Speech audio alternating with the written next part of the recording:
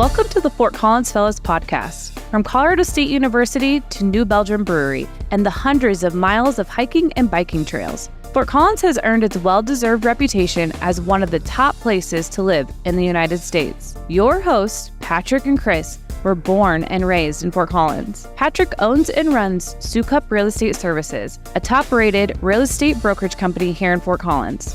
Chris is the co-owner of the Murphy Whitlock Group, a top-rated residential mortgage broker based out of Fort Collins. Now join the fellas as they uncover the stories, places, and people that make Fort Collins so exceptional. Well, if you are listening to this, we are coming up to spring 2024, and with that, people start getting itching and they want to get outside, they want to get involved with different activities. And if you're from Fort Collins, especially you've been around Fort Collins for many years, you probably know a little bit about the Wright Life. And today we have a special guest on, Bill Wright of the Wright Life, where, you know, if you're looking at getting involved with alternative sports, they were probably the place that first introduced you to those sports. So Bill, thanks for joining us today. Welcome. Thank you. Talk to us a little bit about yourself, personally, and then also the company, the Wright Life, and your kind of origin stories. Mm-hmm. Okay, sure. I came from Golden, Colorado, actually. Grew up there, born and raised there. Went to Wheat Ridge High School. Played, tennis and baseball throughout my whole life, and through varsity sports in high school, and then came up here and was kind of tired of being coached and stuff like that. Came up here in '76 to go to CSU. And majored in business management, and was looking for other things to do when I came up here. And so we kind of got things going on the Frisbee front, and we, developed a Frisbee golf course on campus, and we played Ultimate on campus, and we started a club. We called the club the Grateful Disc. We happened to, go to the first Grateful Dead Red Rock shows, and we're sitting there wondering what we should name our Frisbee club in Fort Collins. And, somebody blurted out the Grateful Disc, and we still have that going today, which is kind of amazing. But, that's, that's kind of our hippie roots of all this stuff. But, and then, going through school, I was always wondering what I should do, where I should go with it. And so let's start a business. All this, Frisbee stuff and skateboard stuff is not really available in any stores. There was a store called Bomberg's Bicycles in Fort Collins right before us, but they had closed before I graduated in '80. And they were the only ones that had really carried skateboards and stuff like that. And so we said, hey, it's a good addition to what we've got. And, let's, so I graduated in December of '80, and then in the fall of '81, we decided to open a retail store in Old Town Fort Collins. And Old Town in '81 wasn't a whole lot, so it was, right. there was no plaza. There was, a lot of buildings were shuttered, and, some were barely hanging in there. There was a lot of, secondhand stores and stuff like that. The Linden was barely operating at that point. There are a couple things that were open, but, subsequently had closed and stuff. And man, then Ray Dixon was my realtor at the time, or the guy that got me into that Widows Sew and Back space, which was split in half at the time. And we thought that would be a good place to open the store. And and it was we liked Old Town. I always liked Old Town. Went to Sam's Old Town Ballroom all the time when we were in college and stuff. And so it was just a great feeling. And the plan was big, with Gene Mitchell and Ray Dixon doing all the renovation stuff down there. It was going to be fantastic. Well, like all things, it took a long time for that to come to be. And, as a small business guy, you're kind of, okay, when are they going to build that plaza? When are they going to do this? And, as soon as the plaza opened in '84, it just changed everything, so business doubled, things, started to get a little bit more vibrant downtown and stuff like that. And so we were kind of off and rolling, and, we had, Frisbees and skateboards, and at the time we had like cross country skis and stuff like that. But we also had, a couple snowboards, in the store in that first, winter of '81. And so all those things were, fairly unique. And I thought that I needed normal sports to kind of compete and to be popular. So we had the tennis and racquetball, and we had cross country teams and stuff. Those things didn't work, but the alternative stuff was what was bringing everybody in, and we felt like we really had a place there. And even before the store opened, we ran Frisbee events and stuff like that with our club and on campus and stuff like that. And so that was all, really what was working for us. So we went with that. That was our way we promoted the stores. We ran events and contests, and we bring skateboarders into town, pro skateboarders, to demonstrate, and it was a good formula back then, because people couldn't jump online and go see anything. They couldn't even. It wasn't even on ESPN. There was nothing of the kind there. And when we brought Tony Hawk and Kevin Staub and Joe Johnson to town in '86 to do a demonstration, it was a mind blower. People every day walk into the store and they go, I was there, I was at that event. And, now I'm bringing my kid in to buy his first skateboard here too, and then, so, that's been really, touching and humbling and all those things as far as, being a retailer. We felt like we had a pretty big impact on Fort Collins at that time. Absolutely. Tony, I did not know that Tony Hawk made his way to Fort Collins. That's pretty wild. I mean, you don't have to be an alternative sports junkie to know the name Tony Hawk. That's for sure. Talk to us, so what kind of differentiates alternative? You've said varsity sports and alternative sports. So anything that's not varsity sport, would that be considered an alternative sport? Well, I think that definition has changed a lot. That's what we called them back then. We call ourselves a sporting alternative, because those were things that weren't necessarily available in the department stores at the time, and certainly you couldn't go out and buy a professional model Frisbee at a store. And then actually in 1981 there wasn't Frisbee golf discs. That was just normal Frisbees that people played Frisbee golf with, or disc golf with. And so, that didn't even happen. The first beveled edge disc golf disc didn't happen until '83. So, so these are things that we thought were needed, but, weren't really readily available. So, that's just a term we coined. And, since that time, they're a lot more. Everything that we've did back then is pretty mainstream. So. Yeah. And when like you said, you kind of brought the club to CSU with Ultimate Frisbee and a course there. And now, throughout Fort Collins, there's some pretty nice courses out there. I think one of my personal favorites is, I don't know if it's the proper name for it, but is the course out by CLP Middle School, just a little 9-hole course. But talk to us about kind of the evolution of, and the growth maybe, of disc golf and Fort Collins specifically that you've seen. So yeah, exactly. That was, we soon found out that, the more we could establish these courses or clubs on campus or whatever it was, the better it was for our business. So we'd go out there and solicit, the city of Fort Collins. Hey, it was Choices 95 was actually the one that the program that we went through to get Eudora Park course in there, because we had pitched them over and over. And then Dave Mosnick with the city of Fort Collins at the time came to me and says, I think this is a good avenue for you, because it's going to be, publicly, voted upon. There's going to be good funding for it. Let's try to get the disc golf course at Eudora Park. And at that time, Eudora was just underutilized as a community park in Fort Collins. And so we were all over it. It sounded like a great idea to us. And, we went through all the, the meetings and pitched it, and it got on the ballot. Basically, it was listed on the ballot for an 18-hole disc golf course in Eudora Park in Fort Collins, and it passed. And with a new concession stand and some other things that went in there, we got funding to put in a disc golf course. And I was like, concession stand. I don't know if I've ever seen the concession stand there. It stayed open for maybe a year, and then then it closed. So anyway, but the disc golf course has persisted for sure. But so that all that stuff kind of and even before that, we were going around the state. We put a disc golf course at the top of Aspen Mountain. We put a disc golf course at the top of Vail and Beaver Creek. And we thought, oh, these are great places. These places that need summer activities, and reasons to run the lifts and stuff like that. And the areas were all over that. So we soon found out that if we could get a disc golf course in someplace, we didn't necessarily have to open a store there. We could just be the supplier for somebody to open a store, and it would help our business. And so that was kind of our angle back then. And we just went all over. We did school demonstrations, and we solicited municipalities and stuff like that to try to get the disc golf scene going around the state. And it was successful. And there's people that actually do that professionally just as a job now. Sure. Yeah, I don't doubt it.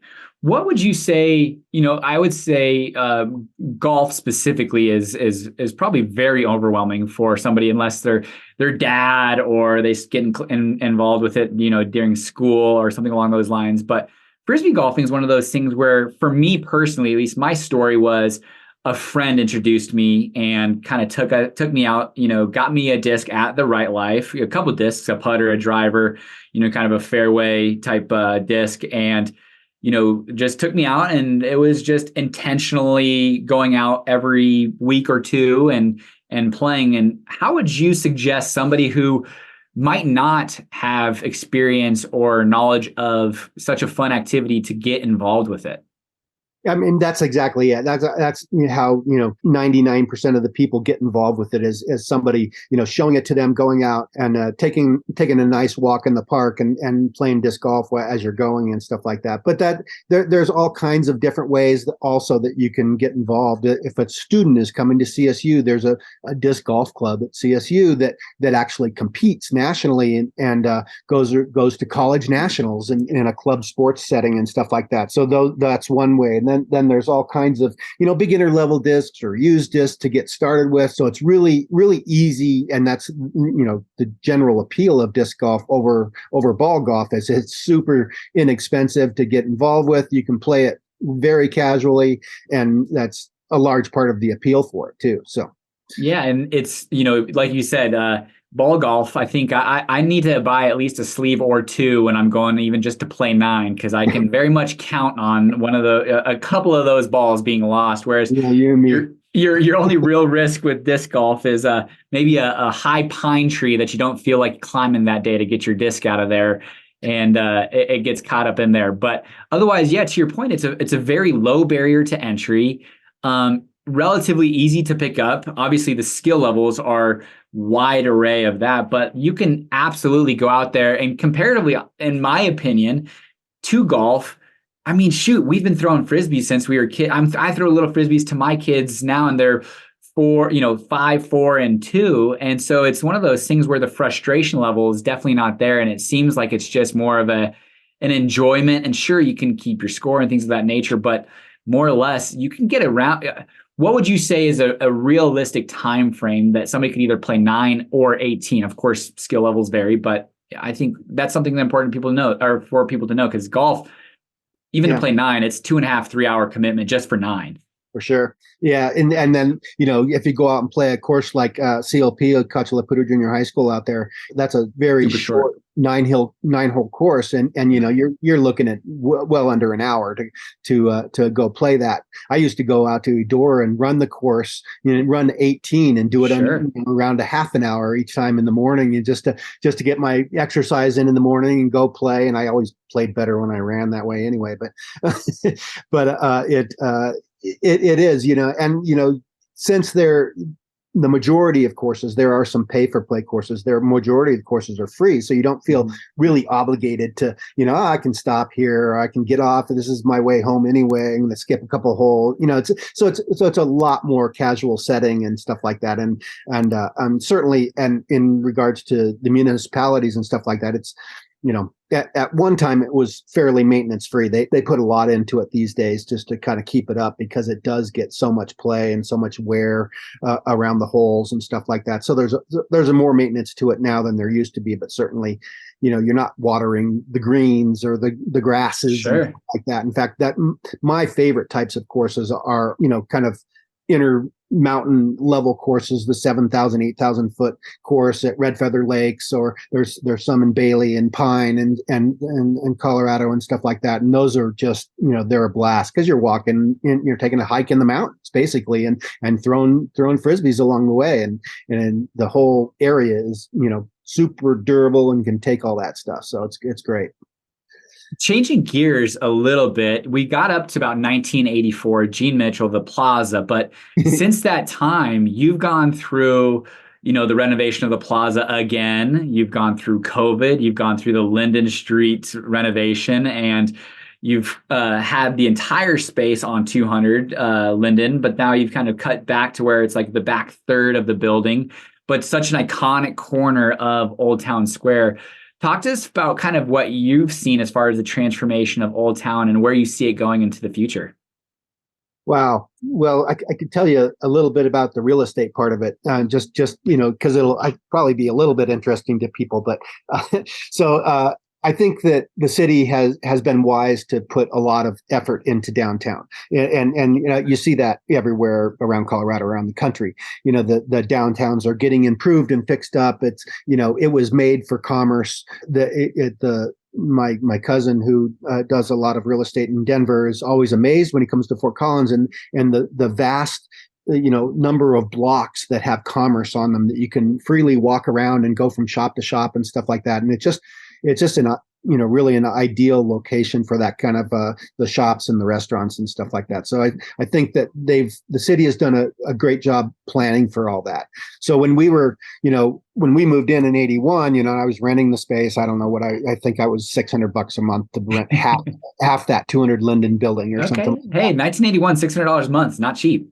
Yeah, it wasn't cheap, but the lore of that whole scene was amazing because Bob Widows, who owned Widows Sovac there, was really good friends with Gene Mitchell and Ray Dixon, and those guys would all play cards in the basement and stuff like that, and they just all kinds of old guy stories back then. Now I'm an old guy story. But it was great to hear. And then when I was just really pushing to buy the building in the late 1980s, early 1990s, I think we didn't get in there till 94 till we really were able to purchase the building. I had, and kind of grew up in Fort Collins, at least with Dan Eccles. And so he really helped me get in there and brought Steve Mouton in with me to help. Steve Mouton had the money and I had the, potential contract anyway. And at that point, when it got to be 10 years after the Plaza, Gene Mitchell was pretty much done. It didn't go that well for him, and he was a bit bitter about the whole thing. So Dave Sitzman was the guy that was managing the properties and stuff like that. And Mitchell was unable to pay Bob Widows the $180,000 for that building that he had bought for it. So it was that 200 Linden building was originally bought from Bob Widows by Gene because his idea was he's going to fix it all up. Everything was going to skyrocket. It just didn't happen fast enough. Sure. And so I was like, Bob, just sell it to me, and man, he was just a good old boy. He was not going to do that. He was not going to, step on Gene's toes or anything like that. So I went through them and was able to buy that property and one other with Steve-O and I. And we eventually split the two properties out, but which was the plan all along. But, I can't, emphasize enough how much Dan Eccles really helped me in that process and helped me get through it. I wasn't a real estate guy. I didn't know how that stuff worked. And so the real estate, people in the community, I think has always been, super supportive of what we were doing down there and stuff like that. And so that was kind of how that story went. But the transitions have been, amazing. It was like from those early days, it was, there would be one project every 5 years. Oh, the Linden Hotel is going to get done. Oh, the Northern Hotel is going to get done. And, it would be, several years in between. And then the early 2000s, mid 2000s, it would just went crazy where I couldn't even keep track of all the projects that were happening with the Elizabeth and the Bohemian Foundation building and all that stuff going on. It was just like, I would walk around every day just with my jaw on the ground going, God, this place is getting so nice. Yeah.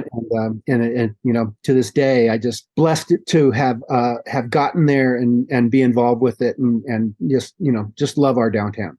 Absolutely. It's a special place. And I think to your point, you've seen it go through this transition. I was pretty young, so I don't remember it necessarily, but people don't seem to remember how we had Matt Robinot on the show and talked to us about how Old Town almost didn't be Old Town. It was almost going to be a pretty decent highway through here, and through a lot of efforts, through a lot of different individuals, it's been saved, and now it's just been transformed, and ultimately probably one of the best places, in the United States, from obviously, my personal opinion of that, of course. Yeah, but and moving forward, to your point, it is interesting because we are starting to see some tops of buildings pop and moving up a little bit, and the density of kind of Old Town happening. And to Gene Mitchell's point, it happened super slow, but now it's happening relatively rapidly.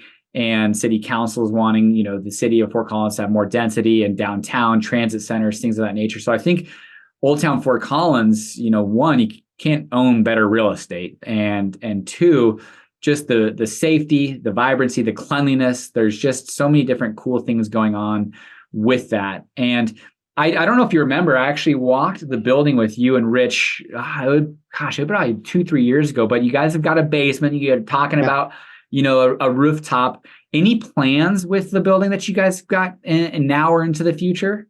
Yeah, well, all the same plans.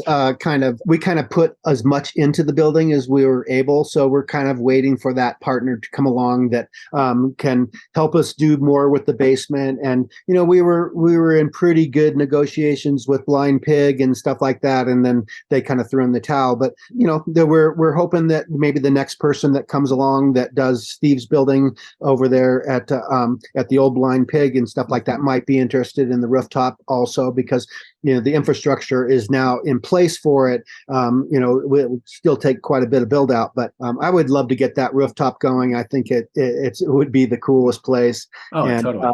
And the basement, when we abated all the asbestos and stuff down there, I was my jaw had hit the ground. I just couldn't believe what it looked like after we took off all the lath and plaster and everything that was down there, and that we exposed the rock foundation that was down there from basically a 1903 building in Fort Collins. Yeah. It was just, wow, this could be something someday. So hopefully, we'll get it there, or somebody will get it there at some point, because I think it is a iconic corner for sure.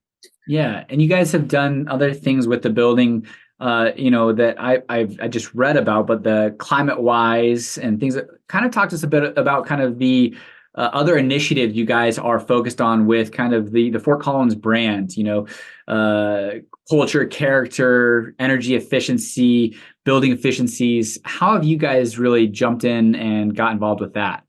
Well, I don't know that we've done a ton. Mostly with the lighting and electric and stuff like that. We changed all that over to LED throughout the whole building, even before we did the major renovation in there, and moved into the back spot. So we've always been interested in participating in whatever programs that came out that would benefit us, but also be good for the future of energy and that building and stuff like that. And I think that everything that we've done, we've got it prepped, and all the next steps will really make sense for us to take that building to the best level we can in that regard. Absolutely. Well, Bill, you have spent a lot of time in Old Town, which is probably the microbrewery capital of the world, and the OG Cooper Smith's is right across the street from you as far as microbrewers. But there's also plenty of other patios. The Blind Pig, which unfortunately is no longer there. But on a Friday afternoon after a day of disc golf, where do you enjoy going and spending an afternoon and enjoying a pint? Oh, wow. I love our, both Odell and New Belgium's patios. I mean, I think that those are, they just have such a fun feel, both of them, and both in different kinds of ways. I love the grass area and stuff at New Belgium, and, when there's not people there, you can get out and throw the Frisbee around and stuff like that. And that's great. I like that. I like all, I think I've hit them all. Equinox is great, and Cooper Smith is great. And I used to eat lunch every day at Lucky Joe's, and, all those places are it's just so nice to have them and to have that variety down there and stuff like that. It's just, I think they've all really embraced it. And, we grew up with places like, New Belgium and Avogadro's, and all those people were part of our events and part of our sponsorships. And totally. So those, we really have a tremendous bond with those kind of businesses that are 20 plus years in it also. And I just love the way we all have worked together over the years. Equinox has not gotten nearly enough love over the last 40 some odd episodes that we've recorded. So I appreciate you kind of throwing that one out there, because that one is a solid little spot right off Remington that doesn't nearly get enough love. But yeah, and I think that with Garage coming across the street, that little block has become kind of nice in there. All those little places have kind of filled in, and yeah. Even the new spaces over there with Crisp and Green and stuff like that. That's with every little new project, there's always a couple that hold on for a long time. And some of them come and go, but it's just so nice to have that infill start to be utilized more and more. Yeah, and then they finally see the benefit of waiting. Because I mean, you're a prime example of 1981 and 1984 was promised as far as the plaza, and it came, but then the redevelopment of the plaza, and then now the Linden Street, and it's like, man, it's just, I actually talked to my team a lot about this, especially on like kind of the brokerage side of things. I was like, it's not about winning the game, it's just about staying in the game. And if you can be in the game long enough, you'll find success. And it's been fun to watch, obviously, Wright Life success over the many, many, many years, and having a really strong staple that's local is definitely what Old Town Fort Collins is all about. And you definitely, are a picture of that. So, well, Bill, I appreciate you jumping on here today with us. I hope if everyone's watching this or listening to this, go get a disc golf, check out Edora, check out, you can go down to the Hughes Stadium these days, or CLP, or there's plenty other courses all around Fort Collins. But, Bill and the Wright Life is where you want to go get your supplies. And if he's in there, chat with him about where you should go and enjoy. Thanks, Patrick. Friends of the podcast, thank you so much as always for tuning in. We thank you so much for your support. And just so you know, my amazing co-host Patrick Soukup over there, he is the founder, started Soukup Real Estate. If you ever need any questions about buying or selling, or just want a market report on your existing home, reach out to Patrick. His team is absolutely fantastic. Born and raised in Fort Collins. His information is right there on the page. Strongly recommend reaching out. And same for you, Chris. As if you guys are looking at buying or refinancing a home here in Northern Colorado, there's nobody better to reach out to than the Murphy Whitlock Group. And Chris Murphy is going to take incredible care of you. So do not hesitate to reach out, ask questions. He is in no rush, no hurry. So give him a chance. And I think he's going to do a great job for you. Thank you for watching.